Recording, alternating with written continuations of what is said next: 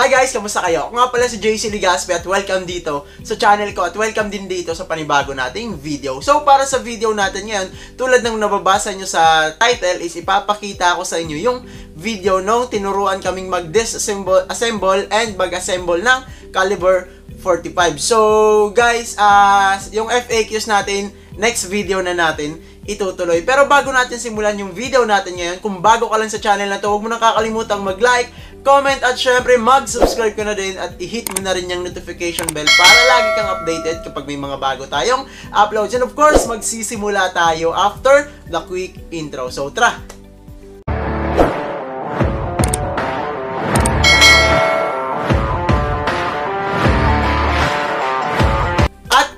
Guys, no, so ngayon ipapakita ko nga sa inyo yung nung pagturo sa amin ng pag-disassemble and pag-assemble ng Caliber 45. So yung unang video na makikita nyo dito is diniscuss muna ng tactical NCO namin yung mga parts and kung paano tanggalin yung parts ng Caliber 45. So inisa-isa niya yung parts and then explain niya kung ano yung gamit nun, bakit merong ganon at kung ano yung ginagawa nun sa 45. And then after that, yung next video, pangalawang video is yun na yung mas closer look.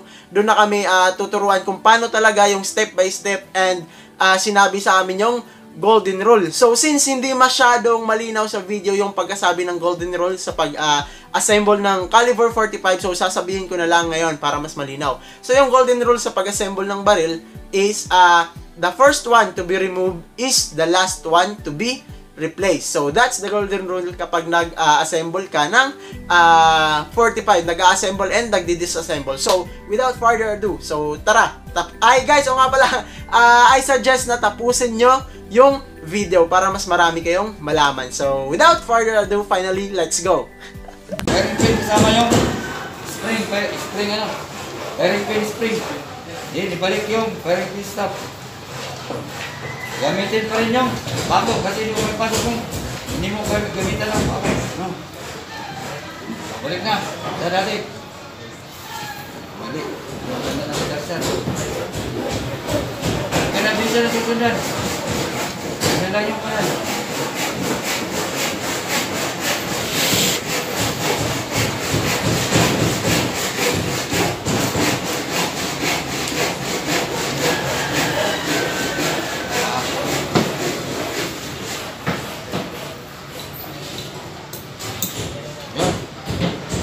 Din itong glass yung extractor, di ba?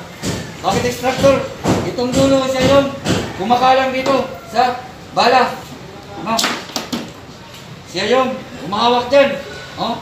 Di ba mayroon siyang kumbaga may silait. Din, ilalabas niya yung intisyon. No? Ganun lang, kumbaga ito, yung extractor. Ibalik natin sa posisyon niya. Idiretso lang. Mali, mga ano?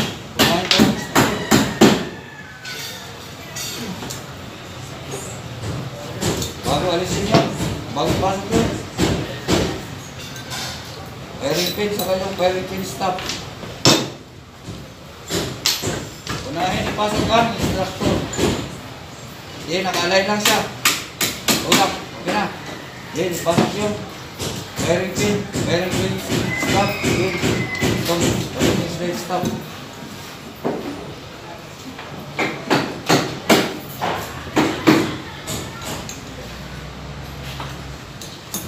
Yan na. Slide, isama siya. Dito na tayo mag-focus sa 2, 4, 6, 7 parts. Dapat, magkakasunod-sunod siya, no? Ano to? Recalls. Barrel. Lab. Spring lab. Ha?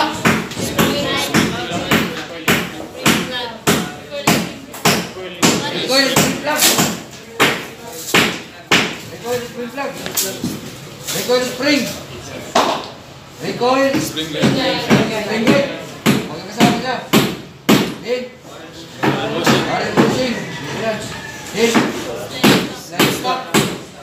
Din. Barrel. Din. Slide. Yan ha. Pagpukusin natin sa assembly. No. Dito na tayo mag-practice. No? Huwag niyong ano yun. Pigilan niyo talaga ng thumb. No? Diba? Mayroong paraan siya. Mas madali. Dito. Ganun lang ito yung barrel dyan. Itapat lang dyan. Tanggalin yan. Kabilis din. Pigilan dito. Na maglagay ang matanggal ang ano. So yan. Ano pa rin yun. Pabilisan lang kung saan ka mabilis. No. Din. Saka pangalanan. Aray siya agad. Ganun. Pamadalian. Diba? Mas madali siya. So yung tinuro sa atin yun ang pag-aralan natin. Nakita nyo yung other tactics, kumbaga other technique para makalas siya.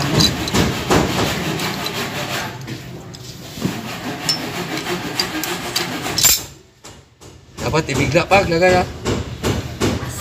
Huli ka lumting.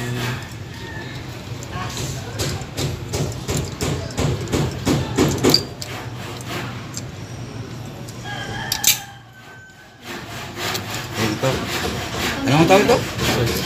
Slide stop. Itapat yung kanal. No? Kasi kung hindi nakatapat ang kanal, wala. No go. Hindi siya papasok. Please lang, huwag yung sirain ito kay sarili ko ito.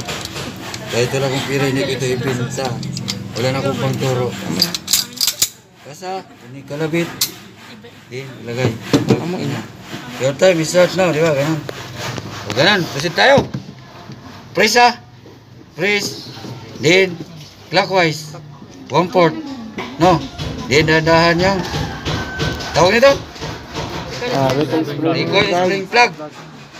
Then, natatanggal na itong recoil spring. Then, itong barrel bushing. Then, proceed tayo dito sa slide. Stop. Nakaganyan siya. Pindutin lang, no? Para umangat. Then, tanggalin. Then, i-release ang slide. Lower receiver group, pabayaan na natin siya. Then ito, recoil spring guide. Then barrel. Ngayon, tinanong na tactical inspector na itong nakabitay-bitay dito. Anong tawag nito? Barrel link. Link siya kasi nakalink between you and me. Ganon yan. Link. Kumbaga tulay siya. No. Ito, ang trabaho nito is dito siya pumapasok. Sa slide stop na ganyan siya. No? So, yan. Then, pangalanan kung sa rate. Ano to? Recoil spring plug. Recoil spring plug. Recoil spring. Barrel bushing. Barrel. Pag tinanong kung ano ito, link lang ha. Barrel link. Nakabitay-bitay. Parang utin. Balang araw, makakatikim ka rin. Huwag muna ngayon. Kasi estudyante pa ako. No? Tiis-tiis lang muna anak. Then ito, barrel slide stop. Then, recoil spring guide. Magkakasama silang tatlo. Then, barrel. Ano to? Front side. Post. Post dahil nakatayo siya. Pag sa M16, rear side. Pag sa M16 is aperture. Ang tawag yung pabilog na yun na sinisilo. Rear sight aperture pag M16. Dito, rear sight lang siya. Mayroon siyang ganyan. Then, nakikita mo pag sinilip mo, doon siya. Pantay. Boom, kalabit. No? Pag pinakialaman natin itong nasa loob, extractor itong gilid. Bago ito tanggalin, unahin, tusukin ng maliit na pako yung firing pin. Ito siya. No? Yan yung pinapalo nitong hammer. Yan siya maganyan. Maganyan siya, di ba? Pag pinalo mo, puputok siya, no? Oh, yan, di ba? Oh. Yan ang tusukin mo ng pako, tanggalin yung spring, yung firing pin spring. Din itong firing pin stop. Ito. So, yan. Ito yung barrel slide. Ganyan yan. So, receiver group, upper receiver group or barrel assembly. Assembly dahil buo siya. Pag kinalas mo, mayroon na siyang pangalan. No? Nakuha. Kaya nyo na. Ibalik natin. Tandaan nyo. Golden rule. No? The first thing to be removed, the last one to be removed. The last one to be removed is the first one. The first one to be removed. So, babalik natin. Ito yung huli natin ginawa. Balik natin yung barrel. No? Then, ito. Yung barrel bushing. Balik natin siya sa 1/4 clockwise. No? Balik natin itong Recoil spring. ito munang guide. spring guide, kasama yung spring. Pasok natin. Then, pag salubong natin, mayroong isang kanal. May ano siya, reference. Pasok lang natin. Then, bigdayin na kagad. Pasok. No, para hindi na magkaroon ng ibang motion. Kita mo siya. Slide stop. Pasok siya dito. Minsan, nakababa yung link. Dapat, nasilip mo siya. Kabila, no? No, pasok. Then, angat lang siya dito. Ganyan na siya. Dandahan tapat dito sa last na ano, na kanal. Ito, no? Then, tulak.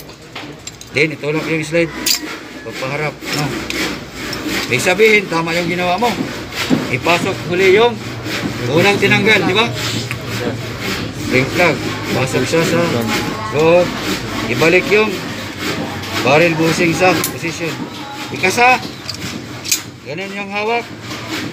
Slide to the rear. Then, isa. Then, shift direction, kalabitin. Then, ikasa, safety. Ganun. Doon, nagtatapos yung oras nyo. Kung, taktik. At, ayun na nga guys, no, yun na yung training namin nung pag-assemble and disassemble ng 45. So, yun, preparation yun para sa RATI. Dahil nga, sabi ko kanina, sabi ko sa nauna ko ng video na sa mga advanced cadet officer, kumukuha ng mag-assemble and mag-disassemble ng caliber 45. And then, kumukuha naman ng mag-assemble and disassemble ng M16 is sa kadete. Pero tinuruan din kami ng pag-assemble and disassemble ng M16 dahil nga kami yung maghahawak ng mga kadete. Kami yung magtuturo sa kanila kung paano i-assemble and disassemble yung M16.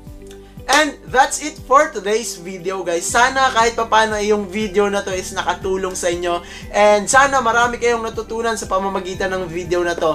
So guys, yun ay isa lang sa mga maaari nyong matutunan and ma-experience kapag nag-ROTC officer kayo. And marami pa akong video na isi-share sa inyo. Marami ako sa USB ko. Lahat yun nakapangtago lang dahil naghihintay lang ng perfect na time para makalaban. So, stay tuned sa channel na to. Kung bago lang kayo dito, huwag nyo nakakalimutang mag-like, comment, at syempre mag-subscribe na din kayo at i-hit nyo na rin yung notification bell para lagi kayong updated kapag may mga bago akong uploads. And of course, once again, I'm JC Ligaspi and welcome to my channel. Thanks for watching. See you next video. Adios, amigo. Bye-bye!